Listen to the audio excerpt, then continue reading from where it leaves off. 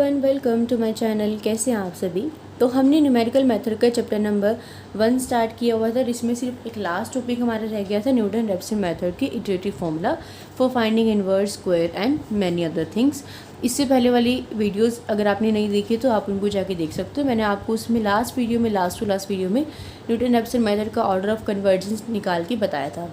और जो second chapter है उसमें मैंने आपको एक मेथड, रिलैक्सेशन मेथड छुड़वाया हुआ है। वो इसलिए छुड़वा रखा है क्योंकि एग्ज़ाम के पॉइंट ऑफ व्यू से वो मेथड इतना इंपॉर्टेंट नहीं है, क्योंकि उसका जो प्रोसीजर है वो काफ़ी लेंदी है, काफ़ी लेंदी प्रोसीजर है और थोड़ा सा टफ भी पड़ता है वो वाला मेथड।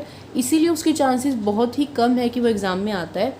तो मैं आपको, अगर इम्पॉर्टेंट होगा या फिर मुझे लगेगा कि ये क्वेश्चन इंपॉर्टेंट है, तो एग्ज़ाम से पहले मैं उसकी वीडियो अपलोड कर दूँगी। वरना अभी तक आप उसको एक बार स्किप कर दो। जितने भी मेथड्स पहले हैं उन सबको अच्छे से कर लो। आप लास्ट ईयर के क्वेश्चन पेपर्स उठा के देख सकते हो। आई डोंट थिंक सो कि रिलैक्सेशन मेथड का क्वेश्चन आया होगा लास्ट ईयर्स में, ठीक है। बट फिर भी अगर मुझे लगेगा, मैं कंफर्म कर लूँगी एक बार, अगर मुझे लगेगा कि इंपॉर्टेंट है तो मैं आपको ज़रूर करवा दूँगी।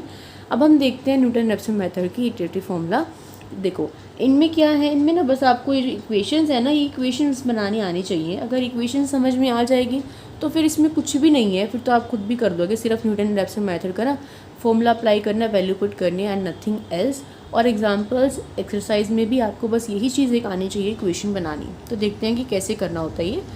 अब आपको अगर किसी भी नंबर का इन्वर्स निकालना है with the help of Newton Raphson method, तो आप क्या करेंगे। तो देखो इन्वर्स का मतलब क्या होता है, रेसिप्रोकल भी बोल सकते हैं ना हम इन्वर्स को। किसी नंबर का इन्वर्स बोल लो या किसी नंबर का रेसिप्रोकल बोल लो, एक ही बात होती है। तो यहाँ अगर मुझे किसी भी n नंबर का रेसिप्रोकल निकालना है, n नंबर का क्या निकालना है, इन्वर्स निकालना है, ठीक है। तो मुझे क्या निकालना है, इसका इन्वर्स, तो यानी कि 1/n। तो मैं इसको मान लूँगी कि किसके इक्वल है, x के इक्वल है। जिस भी नंबर का आपने जो भी निकालना है, मुझे n का इन्वर्स निकालना था तो मैंने n के इन्वर्स को क्या मान लिया, x मान लिया। अब यहाँ से x की वैल्यू को निकाल दो तो ये 1/x हो जाएगा और ये n हो जाएगा ना। अब 1/x minus n is equals to 0 कर दो, बस ये क्या आ गई, आपकी इक्वेशन आ गई। बस देखो आ गई ना इक्वेशन। अब देखो which can be solve by the Newton Raphson method. Newton Raphson method का फॉर्म ये, इसको ना क्या मान लो, फंक्शन मान लो, f(x) मान लो। इसका एक डेरिवेटिव निकाल दो।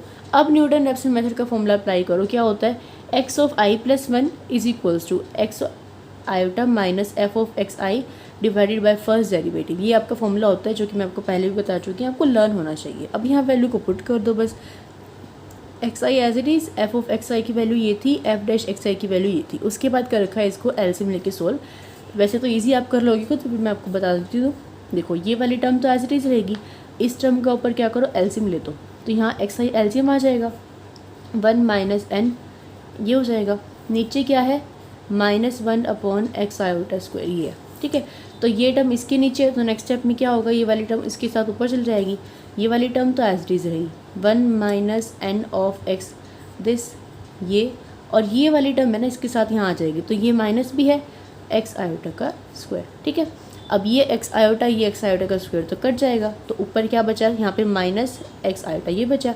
तो देखो x आयोटा बाहर था, माइनस, इसके अंदर मल्टीप्लाई कर दो इसके साथ। तो माइनस एक्स आयोटा की 1 से करो तो क्या आएगा, minus x iota, minus minus plus हो जाएगा, n हो जाएगा, एक्स आयोटा का स्क्वायर हो जाएगा। तो x iota plus x iota क्या बन जाएगा, देखो x iota plus x iota, ये माइनस एन एक्स आयोटा का स्क्वायर। क्लियर है, समझ में आ गया। इसका एलसीएम लेके सोल्व कर रखा है। तो एक्स आई प्लस एक्स आई क्या बन जाएगा, 2x iota minus n x iota का स्क्वायर। तो उसमें से फिर एक्स आयोटा को बाहर ले लेना, 2 माइनस n एक्स आयोटा बच गया। बस ये था, इन्वर्स ऐसे निकालना है। अब क्वेश्चन आ जाए कोई, क्वेश्चन में आपको नंबर दे दें, कोई 3 दे दे, 5 दे दे, तो बस इस n की जगह 5 आ जाएगा। ऐसे ही आपके क्वेश्चन सोल्व होंगे, ठीक है। अब देखो किसी नंबर का स्क्वायर रूट निकालना है, तो मुझे अगर n का स्क्वायर रूट निकालना है, तो n के स्क्वायर रूट का क्या मतलब है कि मुझे n का स्क्वायर रूट निकालना है, या फिर कह लो कि n की पावर 1/2, आपकी मर्जी, कुछ भी मान लो। आप मान लो कि n की पावर 1/2 स्क्वायर रूट का मतलब ये तो होता है वो अगर x के इक्वल है। तो अब क्या करो, इसको n बनाने के लिए दोनों साइड स्क्वायरिंग कर दो, दोनों साइड स्क्वायरिंग करोगे तो कट जाएगा। तो n किसके इक्वल आ जाएगा, एक्स स्क्वायर के इक्वल आ जाएगा। तो एक्स स्क्वायर माइनस n किसके इक्वल आ गया, 0 के इक्वल आ गया। बस ये करना था। इसको f(x) मान लो, f डैश x निकाल दो। न्यूटन रैप्सन मेथड का फॉर्मूला क्या होता है, x of iota plus 1 x I minus this, function की वैल्यू x पे कितनी थी, x पे कितनी थी, ये थी, और इसका फर्स्ट डेरिवेटिव कितना था, इतना था। यहाँ से एलसीएम लोगे क्या आएगा, 2x आई आएगा, यहाँ पे क्या आएगा देखो इसका एलसीएम लोगे तो यहाँ ये टर्म बनेगी, उसके बाद 1/2 को बाहर ले रखा और अंदर ये टर्म आएगी। बस एलसीएम लेके सॉल्व कर रखा है, इसको कुछ भी नहीं कर रखा। उसके बाद देखो इन्वर्स स्क्वायर रूट। अब क्या है, स्क्वायर रूट तो भी ऊपर था, स्क्वायर रूट ले रहे थे तो क्या था, √n था। अब उसका भी इन्वर्स यानी कि उसका भी रेसिप्रोकल, तो 1/√n हो जाएगा। उसको क्या मान लो, x के इक्वल मान लो, ठीक है। अब क्या करो, यहाँ से 1/x कर दो इक्वल टू √n कर दो। अब क्या करो, दोनों साइड स्क्वेयरिंग कर दो, तो दोनों साइड स्क्वेयरिंग करोगे 1 का स्क्वायर तो 1 ही रहेगा, x² हो जाएगा और ये n बन जाएगा। तो क्या बन गया, 1/x² - n = 0 बन गई इक्वेशन। इसका डेरिवेटिव कर दो, इसका डेरिवेटिव क्या आएगा, -2/x³। फॉर्मूले में वैल्यू को पुट कर दो, यहाँ से जैसे वो वाला समझाया था ना बिल्कुल ऐसे होगा। देखो ये xi माइनस इसका एलसीएम लो, क्या आएगा नीचे, xi², यहाँ 1 माइनस n xi², और ये वाली टर्म इसके नीचे है -2/xi³। ठीक है, तो नेक्स्ट स्टेप में क्या होगा, ये वाली टर्म एज इट इज़ रहेगी, 1 minus n xi² divided by xi², ये ऊपर चला जाएगा minus x³ divided by 2 reciprocal हो जाएगा। ये 2 है, ये x 1 बच जाएगा, तो क्या बचेगा, xi माइनस यहाँ पे 2 भी है ये, और यहाँ पे xi भी है। इन xi/2 की मल्टीप्लाई इससे कर दो पूरे के साथ, तो ये भी माइनस इसके साथ माइनस आ जाएगा, -xi डिवाइडेड बाई 2, ये माइनस प्लस बन जाएगा, n of xi² divided by 2। अब इसको अंदर कर दो ऐसे, xi plus xi/2 then minus n xi² divided by 2। ठीक है, अब ये इन दोनों का एलसीएम ले सकती हूँ मैं, तो इन दोनों का एलसीएम लोगे तो 2 नीचे 2 सबके साथ एलसीएम में आ जाएगा, यहाँ पे 2xi plus xi minus n xi², तो 2 + 3xi divide by 2 minus n xi² divided by 2। तो 1/2 दोनों में तो बाहर ले लो, तो अंदर ये टर्म आ जाएगी, xi दोनों में को मैंने बाहर ले लो। क्लियर है, समझ में आ गया, कुछ भी था मुश्किल इसमें, कुछ भी मुश्किल नहीं, बहुत ही ईजी है ये सब। उसके बाद देखो general formula for pth root.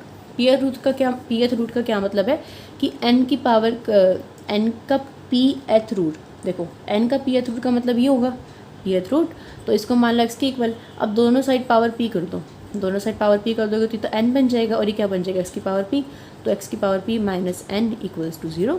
तो ये फंक्शन बन गया, इसका डेरिवेटिव कर दो। फिर न्यूटन रैप्सन मेथड का फॉर्मूला लगा दिया, fx की वैल्यू पुट कर दी, इसकी वैल्यू पुट कर दी, ये नीचे एलसीएम आ जाएगा, ऊपर क्या बनेगा, देखो ये नीचे एलसीएम आ गया, तो ऊपर क्या नहीं है, बस ऊपर xi है, यानी कि p-1 में से xi तो है और ये नहीं है, तो बस ये आ जाएगा p माइनस xi की पावर p। ऊपर ये वाली टर्म में से ये वाला नहीं है, तो सिर्फ n बचेगा। ठीक है, आप सॉल्व कर लोगे इसको एलसीएम लेके। अब मैं आपको साथ साथ इसकी एग्जांपल भी करवा दूंगी ताकि कंसेप्ट क्लियर ही हो जाए आपका। ओके, उसके बाद है general formula for reciprocal of pth root. तो रेसिप्रोकल का मतलब क्या है कि pth रूट तो क्या था, n की पावर 1/p, और इसमें रेसिप्रोकल है तो ये हो जाएगा, इसको मान लो किसके इक्वल, x के इक्वल। तो यहाँ से 1/x क्या हो गया, अब n की पावर 1/p। अब क्या कर दो, दोनों साइड पावर को p कर दो, इसकी भी पावर p, इसकी भी पावर p, तो 1 की पावर p तो बनी रहेगी, बाई x की पावर p = n। ये ऊपर जाके क्या बन जाएगी, -p, तो x की पावर -p माइनस n = 0 बन गया। ठीक है, फिर डेरिवेटिव कर दिया, फिर न्यूटन रैप्सन मेथड का फॉर्मूला लगा दिया, और फिर एलसीएम ले दिया। इसका एलसीएम लोगे ना तो इन 2-3 टर्म से ना तीनों को अलग अलग डिवाइड कर दिया, फिर दोबारा से भी एलसीएम ले दिया, और आपकी ये फाइनल टर्म आ गई। क्लियर है, समझ में आया या नहीं आया, बहुत ही ईजी था, ना समझ में आने वाली तो कोई भी बात नहीं थी। अभी इसके एग्जाम्पल मैंने ना आपको आई थिंक ये वाला एग्जाम्पल नहीं करवाए थे इसके, जहाँ तक मेरे को याद आ रहा है मैंने आपको इसके फर्स्ट और सेकेंड एग्जाम्पल अभी नहीं करवाए हैं। तो अगर मैं अब आपको ये चीज़ें समझाऊंगी तो शायद आपको समझ में ना आए, बट मैं बता देती हूँ। देखो फर्स्ट है find iterative formula for cube root of number n। ठीक है, क्या बताना आपको, इटरेटिव फॉर्मूला बताना है क्यूब रूट ऑफ n। तो हमें क्या निकालना है, n का क्यूब रूट। n का क्यूब रूट का मतलब n की पावर 3 नहीं, क्यूब n की पावर 3 1/3, n की पावर 1/3 क्यूब रूट है ना, n का क्यूब होता तो n की पावर 3 करते, बट क्यूब रूट है तो n की पावर 3 करेंगे, उसको x मानेंगे। दोनों साइड क्यूबिंग कर दो, दोनों साइड क्यूबिंग करोगे तो क्या बनेगा, n = x की पावर 3, तो x की पावर 3 माइनस n = 0, ये बन गया। f' इसके इक्वल आ गया। न्यूटन रैप्सन मेथड में वैल्यू को पुट करोगे, यहाँ से इसका एलसीएम लोगे, आंसर आ जाएगा, कुछ भी नहीं था। उसके बाद देखो find the cube root of 5 correct to the 3 places of decimal by iterative method. अब अगर तो ये क्वेश्चन इतना ही होता तो हम इसको इस तरह ही कर देते, बट अब यहाँ पे हमें कहा है कि इसको 3 प्लेसेस ऑफ डेसिमल तक निकालना है बाय इटरेटिव मेथड। ये जो भी इटरेटिव मेथड था ना उसके हिसाब से। तो देखो कैसे निकालना है। ये भी डेफिनेशन बनाई थी, इसमें एन की जगह क्या पुट करना है 5, क्योंकि 5 का निकालना है तो 5 पुट कर दो। यहाँ पे x³ - 5 0 f(x) f'(x) ये वैल्यू निकाल दी, ये वैल्यू निकाल दी। अब देखो जो न्यूटन रैप्सन मेथड होता है उसका फॉर्मूला भी यहाँ पे स्टार्ट हो जाएगा। तो अब साथ साथ आप ये भी समझ लो कि न्यूटन रैप्सन मेथड के फॉर्मूले को हम कैसे अप्लाई करते हैं, कैसे यूज़ करते हैं। ये हम आपका फंक्शन है, इसके अंदर पहले 1 को रखो, 1 को रखा तो -4 आया, 2 को रखा तो 3 आया, यानी कि एक पॉजिटिव और एक नेगेटिव रूट हमें मिल गया। तो इसका मतलब हमारे जो रूट की वैल्यू है इन दोनों के बीच में ही लाई करेगी। अब आपने देखना ये होता है कि इसमें 0 की नियर वैल्यू कौन सी है। अब ये आपकी नंबर लाइन है, ये 0 है, ये 1 है, ये 2 है, ये 3 है, और यहाँ पे -1 है, यहाँ -2 है, यहाँ -3 है, और यहाँ -4 है। तो एक वैल्यू तो आपको यहाँ मिल रही है और एक वैल्यू यहाँ मिल रही है। तो कौन सी वैल्यू 0 की नियर है, ये वाली वैल्यू 0 की नियर है। अब वो वैल्यू आई किस पे है, जब फंक्शन की वैल्यू 2 है। अब यहाँ पे एक चीज़ समझने की है, गलती मत कर देना कि वैल्यू को 3 मत ले लेना। वैल्यू क्या लेनी है, फंक्शन की वैल्यू। फंक्शन की वैल्यू मतलब 2, यानी कि 3 वैल्यू कब आई थी, जब फंक्शन के अंदर आपने 2 पुट किया था। तो अब जो 2 है, ये है ना, मतलब जो फंक्शन है हमारा है 2, since f2 is more closer to 0 in comparison of 1, hence root lie near to the 2।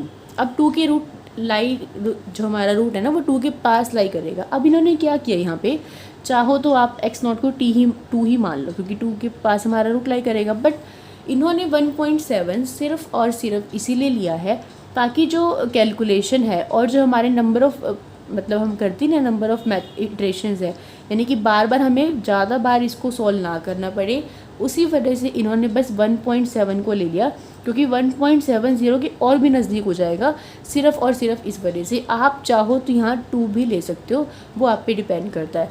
आप इसमें कंफ्यूज मत होना कि यहाँ 1.7 क्यों लिया, वो मैंने आपको बता दिया कि ज़्यादा हमें इटरेशंस ना फॉलो करने पड़े, हमारा आंसर जल्दी आ जाए। और ये 0 के और भी पास है और 2 के भी पास है ही, इस वजह से हमने 2 की जगह बस 1.7 ले लिया, और कुछ भी नहीं है। ठीक है, अब देखो, तो ये जो हमारी न्यूटन रैप्सन मेथड का फॉर्मूला होता है ना, इसके अंदर वैल्यू को पुट कर दो। x(1) यहाँ पे क्या बनेगा, ये 1/3 2 xi की वैल्यू क्या हो जाएगी, xi का मतलब यहाँ पे क्या है, x0 है 1.7 + 5/1.7 का स्क्वायर। तो ये वैल्यू को मल्टीप्लाई करोगे ये आएगा, डिवाइड बाई ये आएगा। कैलकुलेटर की हेल्प से आप सॉल्व करके देख लेना, यही वैल्यू आएगी। ठीक है, उसके बाद दूसरा आपने अप्रोक्सीमेशन निकाला। दूसरे अप्रोक्सीमेशन में 1/3, देखो 1/3 ही है इंटू। अब फ़र्क क्या होगा, फ़र्क ये होगा जब ये xi का काम अभी 1.7 कर रहा था, अब इसी फॉर्मूले में xi की क्या वैल्यू पुट करेंगे, ये जो भी आई है 1.710 आई है ना, तो 1.710 पूरा पुट ना करके इन्होंने 1.71 ही पुट किया हो, बस उसी फॉर्मूले में xi की जगह ये वैल्यू को पुट कर दिया। तो हमारे पास क्या वैल्यू आई, 1.7098 ये वैल्यू आई। तो देखो अब आपको ना ये कन्फ्यूजन रहती है कि हमें कैसे पता चलता है कि आंसर कितना निकालना है और कितना नहीं। तो देखिए इस क्वेश्चन में तो आपको बोल रखा था, क्या बोल रखा था, correct to the 3 places of decimal, 3 places तक, यानी कि डेसिमल के बाद 3 प्लेसेस तक निकालना था। तो डेसिमल के बाद अब 3 तो देखो यहाँ पे भी आ गए थे, अब अभी कहते हो कि 3 तो यहाँ पे भी आ गए थे, फिर हमने x2 क्यों निकाला। तो देखो एक इटरेशन से कभी भी हमारा आंसर नहीं निकलता, एक अप्रोक्सीमेशन से हम नहीं बता सकते ना कि हमारा रूट कहाँ लाई करेगा कहाँ नहीं करेगा। तो 2 रूट तो आपको निकालने पड़ते हैं। हाँ 3 डिजिट तो यहाँ भी आ गई थी, बट इसी वजह से हमने इसको निकाला कि एक रूट से एकदम से आंसर सही नहीं मिलता। तो अब आपका रूट ये है। अब क्योंकि हाँ 1.7 सेम सही था, उसने बोला ही था कि 3 डिजिट तक निकालना, तो हमें आगे निकालने की ज़रूरत ही नहीं है। तो अब हम कह सकते हैं कि जो 5 है उसकी वैल्यू होगी वो क्या होगी, 1.701। अब देखो ये आंसर नहीं है, आंसर ये नहीं है, ये तो हमने 3 डिजिट तक निकाल दिया, बट ये आया किसकी वजह से था, 1.710 की वजह से आया था। तो आंसर आपका यही आएगा। क्लियर है, समझ में आ गया। अब 4th देख लें, using the Newton Raphson method find the value of under root, जैसे क्यूब रूट था ना, हमने क्या लिखा था, n की पावर 1/3 क्यूब रूट था, तो ये क्या है 32 का रूट है और उसकी पावर 1/4 है। ठीक है, तो हम क्या मान लेंगे, x को इसके इक्वल मान लेंगे। हम अपने उसकी तरह ही करते हैं, हमने इसको क्या मान लिया 32 की पावर 1/4 को x मान लिया। अब हमें तो हमें इसको हटाना है, तो क्या करो, दोनों साइड 4 पावर ले लो, x की पावर 4 और 32 की पावर 1/4 तो है ही, और ऊपर से 4 और ले लो तो कट जाएगा, तो x की पावर 4 इज इक्वल्स टू 32 आ गया, यानी कि x की power 4 minus 32 is equals to 0, ये आ गया। फंक्शन ये बन गया आपका f डैश x। अब देखो f ऑफ x ये बन गया, f डैश x ये बन गया। अब यहाँ पर आप चाहो तो अब 2 पुट करो, तो 2 की पावर 4 करोगे, 2 इंटू 2 इंटू 2 इंटू 2, 2 टू ज़ा 4, 4 टू ज़ा 8, 8 टू ज़ा 16, 16 माइनस 32 तो नेगेटिव वैल्यू आएगी। अब यहाँ 3 रखोगे तो 3 3 ज़ा 9, 3 3 ज़ा 9, 9 9 ज़ा 81, तो 81 माइनस दिस पॉजिटिव वैल्यू आएगी। तो 2 और 3 से भी हमारा क्या आ रहा था, एक पॉजिटिव और एक नेगेटिव रूट, तो हम उसको भी ले सकते थे, बट इन्होंने ऐसा इसीलिए किया है, अभी उसका रीज़न मैं आपको आगे बताती हूँ। अब आप 2 और 3 भी ले सकते हो, अब इन्होंने 2.3 और 2.4 लिया, तो देखो 2.3 को रखने से तो ये वैल्यू मिली नेगेटिव, 2.4 को रखने से ये वैल्यू मिली पॉजिटिव। अब 0 के पास कौन सी वैल्यू है, 0 के पास वाली है वैल्यू ये, तो ये वैल्यू किससे आई है हमारी 2.4 से, तो हमारी जो इनिशियल अप्रोक्सीमेशन हो जाएगी वो क्या हो जाएगी 2.4। अब अगर आप यहाँ पे 2 और 3 को लेते तो फर्स्ट एग्जांपल की अकॉर्डिंग तो हम ये देखते ना कि नियर वैल्यू इससे थोड़ी सी कम वैल्यू और हम और ले लेते हैं, ताकि हमारा जो जो काम है वो थोड़ा सा आसान हो जाए, हमें कम इटरेशंस परफॉर्म करनी पड़े। अगर आप डायरेक्टली 2 और 3 को लोगे तो आपको नंबर ऑफ इटरेशन ज़्यादा परफॉर्म करने पड़ेंगे, सिर्फ और सिर्फ इसी वजह से इन्होंने यहाँ पे 2.3 और 2.4 को लिया हुआ है। तो 2.4 आ गया, x नॉट की वैल्यू आ गई, न्यूटन रैप्सन मेथड का फॉर्मूला लगाओ, x i+1 की ये फॉर्मूला होता है, यहाँ पे सबकी वैल्यूज़ को पुट करा, एलसीएम लिया और ये वैल्यू आ गई। अब यहाँ पर फर्स्ट अप्रॉक्सीमेशन के लिए i की वैल्यू क्या होगी 0 होगी, तो x1 ऐसे निकलेगा। पिछले एग्जाम्पल में आपको ये चीज़ लिख के नहीं दिखाई हुई तो कंफ्यूज मत होना, निकालने का तरीका यही है कि आई नॉट को 0 रखो तो यहाँ पे x1 बन जाएगा, यहाँ पे आई को नॉट को 0 रखोगे तो x नॉट बन जाएगा। अब x नॉट की वैल्यू 2.4 पुट कर दो, पिछले एग्जाम्पल में भी डायरेक्ट करा हुआ तो ये नहीं लिखा हुआ था बस, तो हमने वैल्यू पुट कर दी तो क्या आ गई, ये वैल्यू आ गई। तो ये तो x1 की वैल्यू आ गई। अब x2 के लिए क्या करेंगे, इस वाले फॉर्मूले में जो हमारा फॉर्मूला था उसमें अब इसकी वैल्यू को ये पुट कर देंगे, तो अब देखो ये वैल्यू आ गई। अब आपके माइंड में क्वेश्चन बड़ा रहता है कि हम इतनी ही वैल्यू क्यों निकाल लें, एक ही रूट क्यों ना निकाल लें, 2 क्यों ना निकाल लें। तो देखो 2 रूट तो मैं आपको निकालने पड़ते हैं, मैंने आपको लास्ट एग्जाम्पल में समझा दिया।